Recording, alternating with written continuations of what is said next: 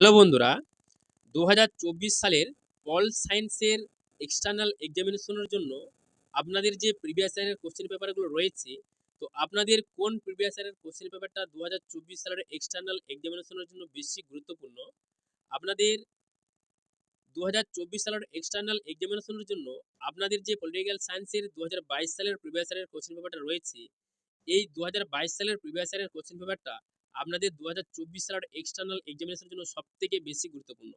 এই ২০২২ সালের প্রিভিয়াস ইয়ারের কোশ্চেন পেপার থেকেই আপনাদের ২ নম্বর, ৫ নম্বর এবং ১০ নম্বরের যে প্রশ্নগুলো রয়েছে, এই ২০২২ সালের প্রিভিয়াস ইয়ারের কোশ্চেন পেপার থেকেই কিন্তু বেশি রিপিট আসবে।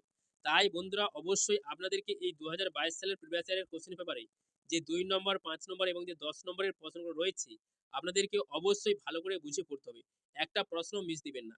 আপনাদেরকে এই ভিডিওটির মাধ্যমে আপনাদের ২০২২ সালের যে প্রিভিয়াস ইয়ারের কোশ্চেন পেপারটা রয়েছে, সেই ২০২২ সালের প্রিভিয়াস ইয়ারের কোশ্চেন পেপার যে ২ নম্বর, ৫ নম্বর এবং ১০ নম্বরের যে প্রশ্নগুলো রয়েছে, আপনাদেরকে দেখাবো। অবশ্যই আপনারা খাতার মধ্যে লিখে এই ২ নম্বর, ৫ নম্বর, ১০ নম্বরের প্রশ্নগুলো ভালো করে বুঝে পড়বেন।